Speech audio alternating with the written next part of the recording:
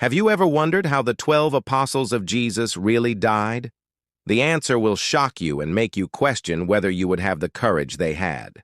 11 of the 12 were brutally executed for their faith, and only one had a natural death, but not before suffering unimaginable torture. Stay until the end, because I'm going to show you on a map where each apostle died and what their terrible final moments were like.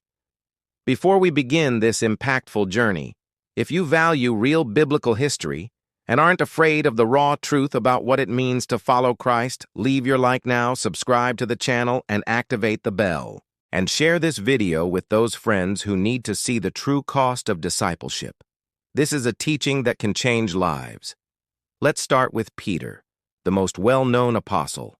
After Christ's ascension, Peter became the leader of the early church in Jerusalem.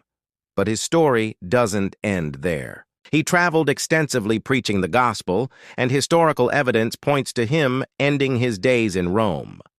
During Emperor Nero's persecution around 64 AD, Peter was captured.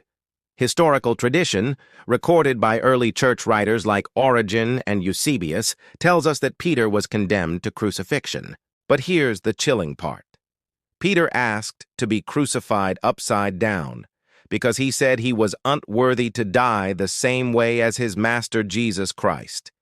Imagine the scene in Rome. A man approximately 60 years old, who had walked with Jesus, witnessed miracles, denied Christ 3 times and been restored, now hanging upside down on a cross, blood rushing to his head, unbearable pain, but still refusing to deny his Savior. That was the end of Peter, the fisherman whom Jesus transformed into a fisher of men. Now let's go to Peter's brother, Andrew. After Pentecost, Andrew traveled north, preaching in the region we now know as Turkey, Georgia, and possibly even Russia. That's why he's considered the patron saint of Russia and Scotland.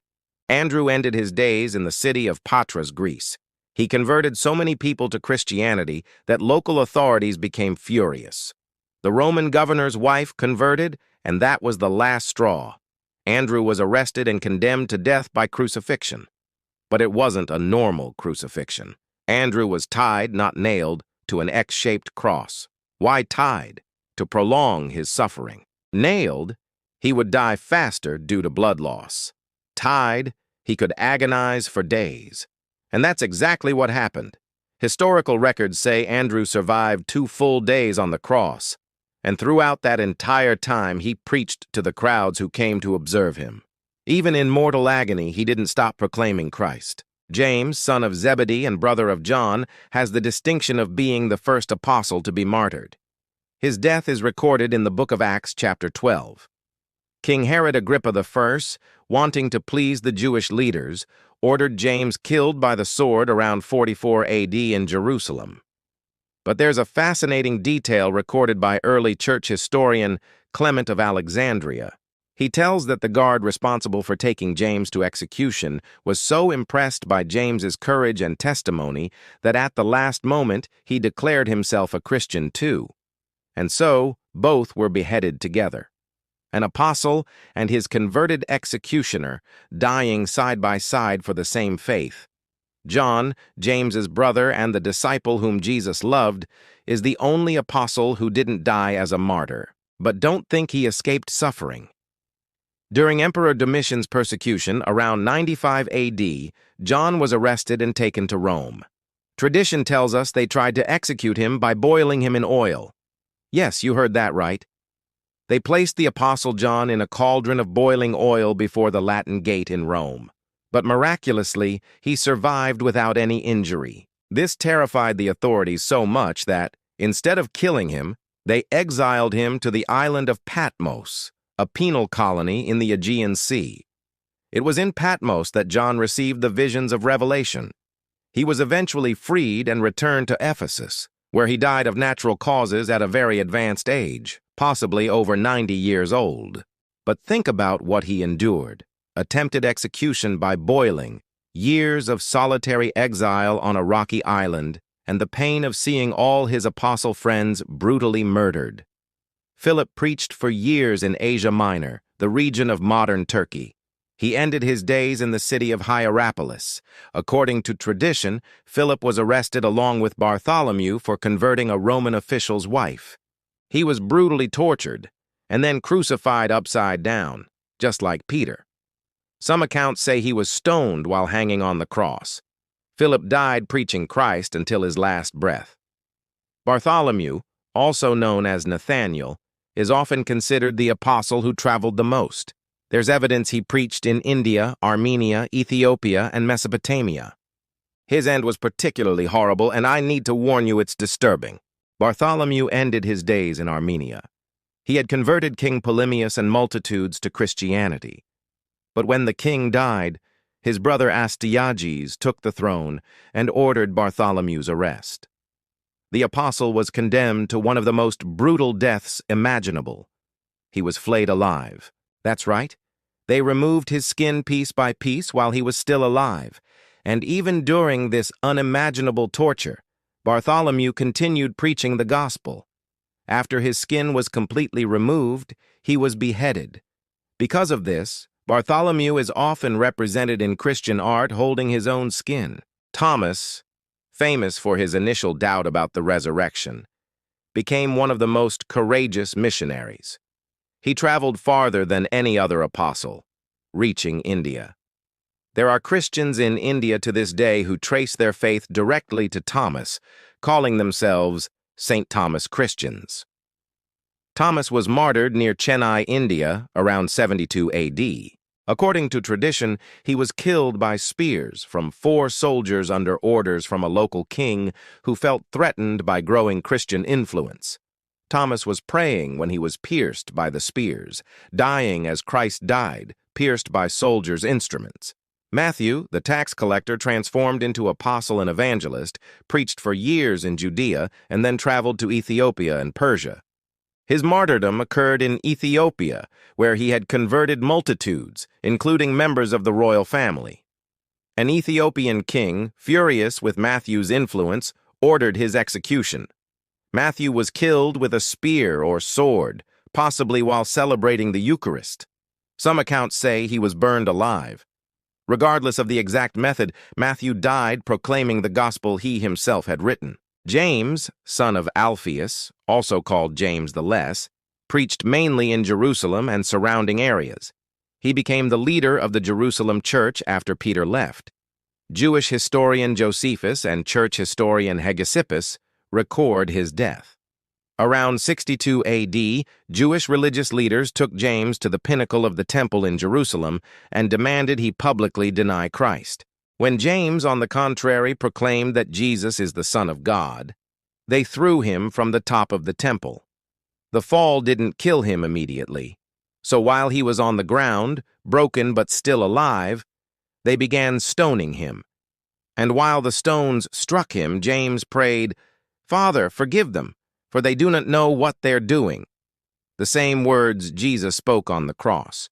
Finally, one of them grabbed a club used for washing clothes and struck his head, killing him.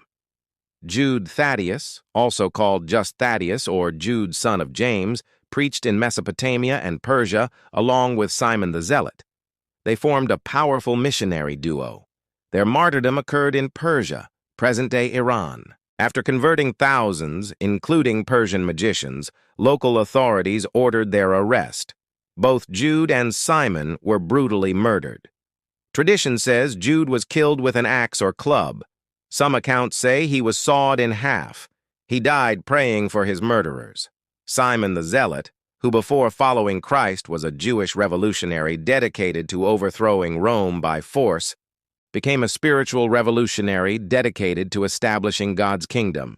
He traveled extensively, preaching in Egypt, North Africa, and Persia. As I mentioned, Simon died together with Jude Thaddeus in Persia.